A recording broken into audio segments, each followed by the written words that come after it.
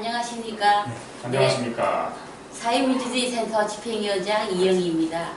저희가 사회민주주의 센터에서 3인스터 인터뷰라고 저희가 그 프로그램 하나를 만들었는데요. 인터뷰인가요? 인터뷰인가요? 저는 그냥 발음으로 인터뷰라고 하죠. 예. 네. 저는 인터뷰라고 합니다. 그래서 오늘은 그 사회민주주의 센터 대표이시고 경제학자이신 정승일 박사님을 모시고 그 대담을 나눠볼까 합니다. 현재 한국 사회가 정말 그 자유시장 경제주의 이런 게 너무 팽배해 있다 보니까 무한 경쟁, 승자 독식, 뭐 한마디로 정글 법칙의 사회죠. 그렇죠. 이런 사회에서 정말 진보 정당이 해야 할 일, 그 가치 노선 이런 게 정말 불명확하고 이번 뭐 6.4 지방선거 제6대 지방선거 결과에도 나왔다시피 정말 이렇게 나가는 두 거대 보수 야당의 양당 체제가 굳혀지지 않을까라는 고착화되지 않을까라는 그런 염려와 그런 게 참 많고 앞으로 정말 진보 정당 정치가 어떻게 가야 할 것인지에 대한 그런 고민의 그 나날을 보내고 있습니다. 자, 그러면은 첫 번째 제가 질문드릴 것은 6대 이제 6.4 지방선거가 끝났습니다.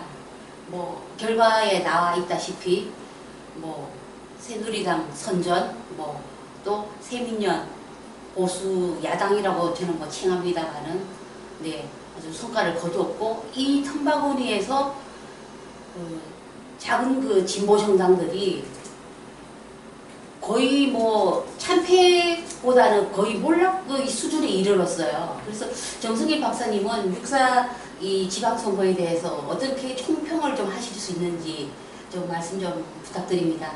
제가 뭐 정치 쪽에 뭐 어떤 전문적으로 많이 하는 건 아니지만 그래서 뭐 자세한 얘기는 할 수가 없지만 그냥 뭐 대충 다 우리가 알고 있는 것처럼 6월 4일 지방선거에서 이른바 진보 정당들, 그러니까 이 새누리당 같은 보수당이나 아니면 그 민주당 내지는 새정치연합인가요? 새정치민주인가요? 뭐 저 정당 새정치민주연합인데 뭐 새정연, 새민연 약칭도 헷갈립니다. 약칭도 헷갈리는 그런 정당인데 그걸 이제 이른바 뭐 개혁적 자유주의 정당이라고 본인들이 얘기를 하는데 아무튼 그런 정당들이 어쨌든 뭐 크게 뭐 이 정당을 지금 선거를 지배하고 있고 나머지 좀 더 왼쪽에 있는 그 정당들이 몰락하리라는 거는 많은 사람들이 사실 예상을 했거든요.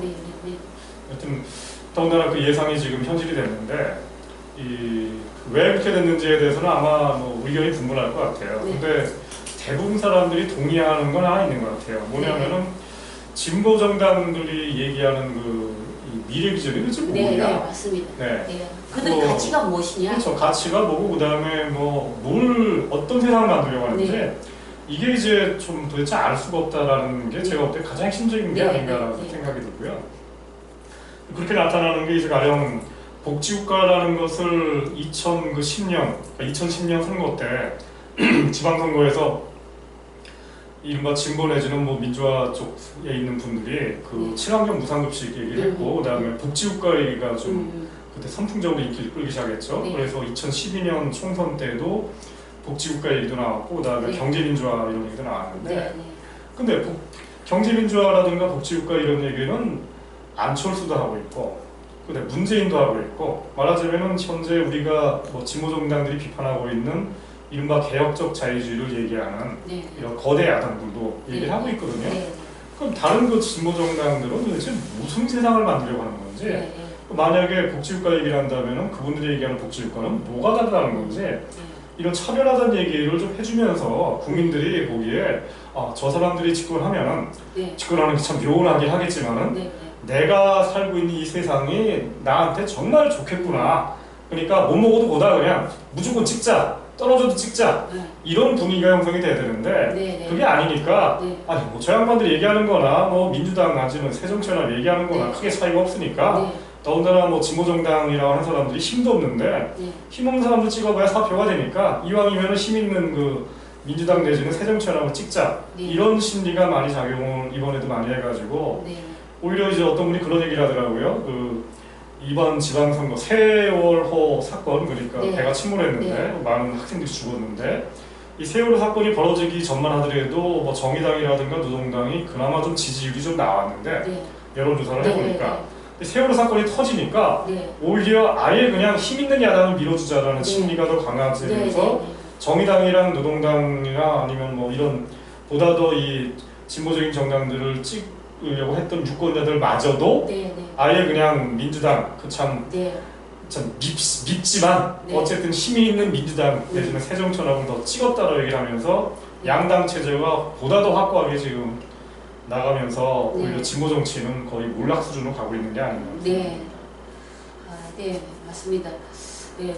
어쨌든 정치 지방선거는 끝났지만 뭐 또다시 이제 1년 6개월 남은 총선에 다시 또 돌입을 하게 될 것인데 1년 10개월 남았죠, 이제. 예, 1년 10개월 남았는데 사실 정당이라는 것이 그 유권자들이나 국민들에게 어떤 사회를 만들 것인가, 우리가 어떤 국가를 만들 것인가를 메시지가 전달이 돼야 되는데 그렇죠. 늘 선거 때마다 그냥 급조해가지고. 예, 당명이 또 뭐 바뀌고 또 이합 집산을 하고 해서 네.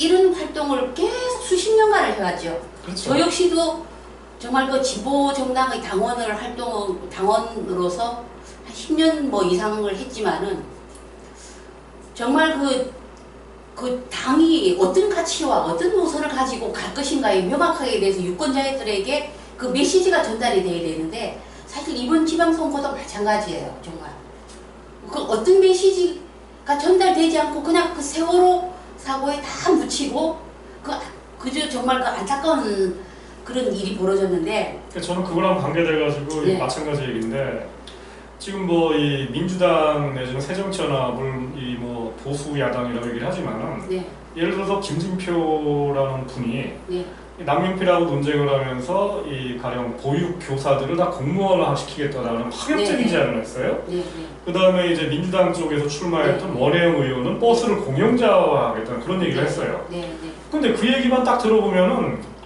아니 저 정도 얘기를 정의당 내지는 노동당, 네. 통진당도 저 정도 얘기를 하지 않거나 아니면 해도 뭐 비슷한 얘기밖에 안 했거든요. 네, 아니 그러면은 김진표를 많은 분들이 뭐 약간 보수적인 뭐 특히 뭐 재경부 출신의 보수 관료라고 비판했는데 네, 김진표도 저런 얘기를 하고 있는데 또 근데 원혜영조차도 저런 얘기를 하고 있는데 그거보다 더 왼쪽에 있다라고 하는 진보 정당들은 그럼 왼쪽에 있는 정책이 도대체 뭔지 네, 차별하는 정책도 하나도 얘기를 안 했고 네, 맞습니다. 거기 집중하는 얘기도 안 했고 네, 아니 그럼 나라도 네, 왜 그러면 내가 저 김진표 말고 딴 쪽을 찍어야 되는지 이유를 네. 알 수가 없는 거 아닙니까? 네, 맞습니다. 당연히 몰락하는 게 당연한 거죠. 네. 국민들이 바보가 아니거든요. 네. 저로서는 그 정도 매우 안타까웠고 정말 그 야당을 잡지만은 그 진보 정당을 우리가 키우기 위해서는 그 유권자들이 받아들이는 메시지가 있어야 되는데 그 네. 메시지가 너무나도 빈약했고 네. 뭐 정의당 같은 경우에는 골목복지 네. 정도, 그리고 통진당 같은 경우에는 뭐 박근혜 타도, 뭐 박근혜 퇴진, 그거야 뭐 너나 너나 다 네, 아는 뭐 얘기인데 설명은 안 되죠. 그런 식의 어떤 그런 메시지 정도만 네. 받았지. 저는 뭐 뚜렷하게 어떤 그런 게 없었어요. 그게 유권자들이 그 심리에 저는 다 그게 저변으로 다 깔려 있다고. 네. 그게 결국 그 선택의 결과로 나타나는 것이죠. 뭐 비슷한 얘기인데 가령 뭐 인천 쪽에 그 정의당 소속이었던 그 구청장들이 이번에 다 떨어졌는데 네. 그 경우도 마찬가지인데 네. 얘기를 들어보면은 그 정의당 소속이나 아니면은 뭐 통진당 소속의 구청장이나 이런 분들이 지난 4년 동안 네. 한 게 도대체 뭐냐? 네. 말하자면 민주당 내지는 새정치연합 소속의 구청장들보다 더 뛰어난 복지를 했냐? 네. 그리고 거기 살고 있는 주민들을 위해서 보다 더 좋은 공공 서비스를 제공했냐? 노력을 했냐? 이렇게 물어봤을 때 과연 그거에 대해서 명쾌하게 그렇습니다. 열렬하게 우리는 우리 구청장들을 지지합니다. 이런 얘기가 나왔냐는 거예요. 네. 그렇지 않다는 거죠. 네. 제가 볼 때는 국민들이 바보가 아니기 때문에 주민들이 바보가 아니기 때문에 저런 거 힘없고 더군다나 별로 차별화되는 얘기도 하지 않는 사람을 찍느니 차라리 그냥 별로 마음에는 많이 안 들지만은 네. 차라리 그냥 힘이 있는 야당을 찍어주자라는 심리가 크게 작용하잖아요. 예, 뭐 참고로 말씀드리면 통합진보당은 구청장은 현재 없고 네. 정의당에서 이제 구청장이 제가 알기로는 저 울산 지역에 그 통진당 소속의 구청장이 있었던 모양인데 이번에 떨어졌더라고요. 네네네, 그러시군요. 그 뭐 자조적으로 하는 말이 그 유권자 입장에서는 최악이 둘이다. 차악의 선택이 아니라 네. 최악의 둘을 놓고 찍어야 되는 그런 딜레마가 분명히 있었습니다. 그렇죠.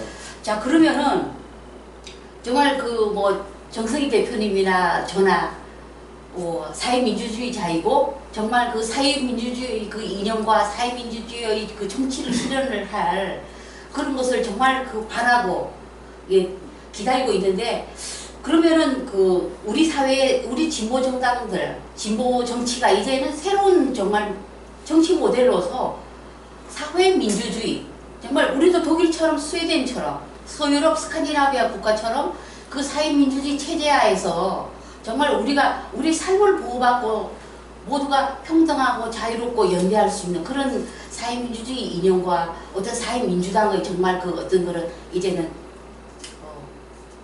도래 뭐 이런 것이 필요하지 않을까 하는데, 거기에 대해서는 어떻게 생각하십니까? 네, 그렇죠. 그러니까 지금 이런 생각이 들어요. 사회민주주의라는 것을 사람들이 야, 그거 너무 딱딱한 거 아니냐, 너 빨갱이 아니냐, 뭐 이런 식으로 얘기를 하는데, 근데 지금 당장 보십시오.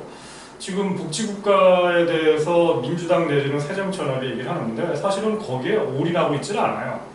뭐 많이 알겠지만은 뭐 김한길이라든가 안철수 지도부 같은 경우에는 이 북유럽 복지국가는 뭐 꿈도 안 꾸고 뭐 중부당 중복지 정도 했는데, 그게 이제 말하자면 뭐 이태리 정도의 뭐 그런 복지국가로 가겠다고 얘기를 하는데, 이태리 정도의 복지국가로 가기 위해서도 지금보다 무료 복지를 100조에서 150조 정도를 더 해야 되는데, 그걸 하려면은 뭐 세금도 100조 이상을 더 얻어야 되는데, 지금 민주당의 공식 당론이 증세 없는 복지를 하겠다는 거거든요. 박근혜 대통령은 그걸 다르지도 않습니다.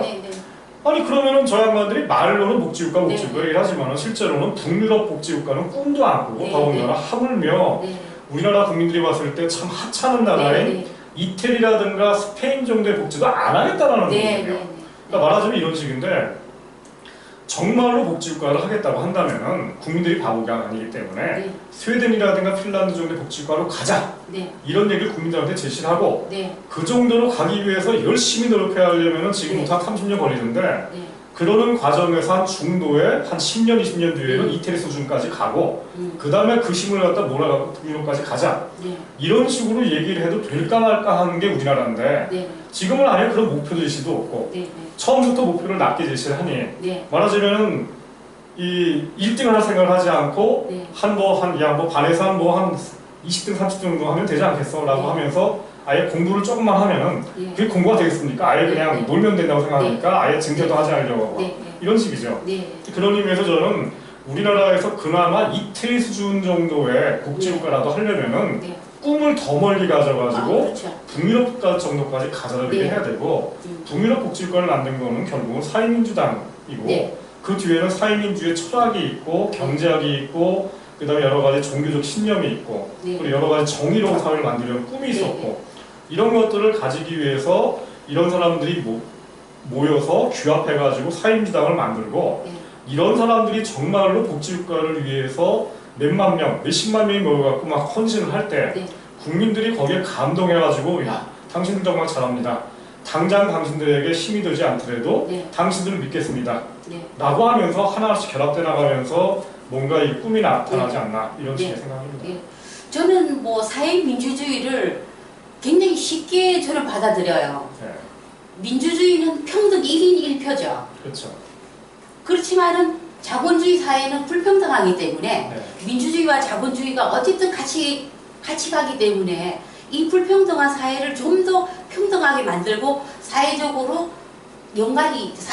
더 그 비중을 두기 위해서 저는 사회민주주의, 저는 이렇게 사실 접근해요.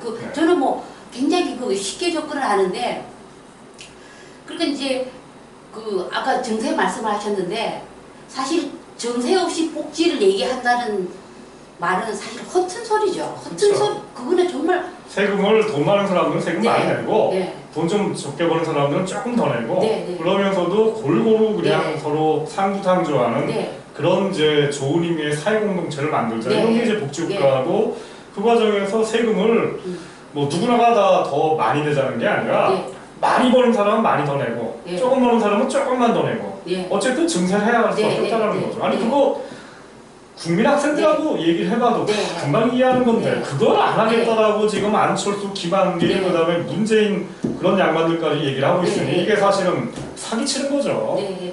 그분들이 정세 트라우마가 있으신지 정세라는 말만 나오는 순간 우리가 표 떨어지고 의석수를 잃을 것이다. 그렇죠. 지방선거에 또 뭐 재보선, 총선, 선거는 항상 있습니다. 네. 정당이라는 것은 그 정치 권력의 매개체이기 때문에 그 선거라는 산을 항상 넘어가야 돼요. 네. 그런데 그 정세라는 얘기를 쏙 빼버리죠. 그 뭐 독일 같은 우리가 막 흔히 독일이 예를 많이 들지만은 독일이 그렇게 정말 그 대학 학비가 전액 무료고 이럴 때는 사회보험료를 굉장히 많이 내고 지금 거의 40% 가까이 그 세금을 내요. 네. 그 현재 우리나라가 한 2%? 22%도 안 되고 한 20%. 20% 정도. 네. 네. 뭐 저기 4대 보험까지 합쳐갖고 지금 한 23%, 24%저 정도죠. 네, 네. 그래서 정말 그 정세를 정말 당당히 얘기하면서 복지 얘기하는데 우리가 그 스웨덴의 한손 총리가 국민의 집 그 개념도 미래에 대한 희망이고 미래에 대한 약속이거든요. 정말 우리가 이렇게 정세를 합니다. 그 대신에 우리 사회 구성원들이 삶을 이렇게 보장하고 안전하고 그렇게 좋은 사회를 만들겠습니다라는 그런 메시지를 정당히 당당히 던져야 되는데 정말 하지 않고 정말 사회민주주의, 사회민주당이 있다면은 당당히 얘기할 것 같습니다. 이 문제에 대해서는. 네. 어쨌든 저희 같은 우리나라에서 이 복지국가 운동 그리고 경제민주화까지 포함해가지고 이런 것들이 제대로 돼야 되는데 그러기 위해서는 지금 현재 같은 그 민주당 내지 새정치연합 가지고는 턱도 없고요. 그다음에 기존의 그 진보 정당들처럼 꿈도 없고 미래도 없고 미래 비전 제시도 하지 않는 이런 정당 가지고는 안 되고요. 정말로 북유럽이 달성한 스웨덴이라든가 핀란드가 달성한 그런 나라를 우리나라에서도 만들겠다라고 하는 열정과 열의를 가진 사람들이 결집되는 그런 그 정당을 만들어야 되고 그게 뭐 이름이야 뭐 사회민주당이 될 수도 있고 다른 게 될 수 있지만은 어쨌든 그 내용은 사회민주주의라고 하는 그런 그 철학과 그리고 신념 이런 것을 가진 그런 것이 필요하다고 생각합니다. 하여튼 뭐 이렇게 성공적인 모델을 우리가 그 받아들이는 거에 대해서 왜 그렇게 그 사회민주주의 체제에 대해서 인색한지 여전히 저는 참 정말 그 모르겠습니다. 네.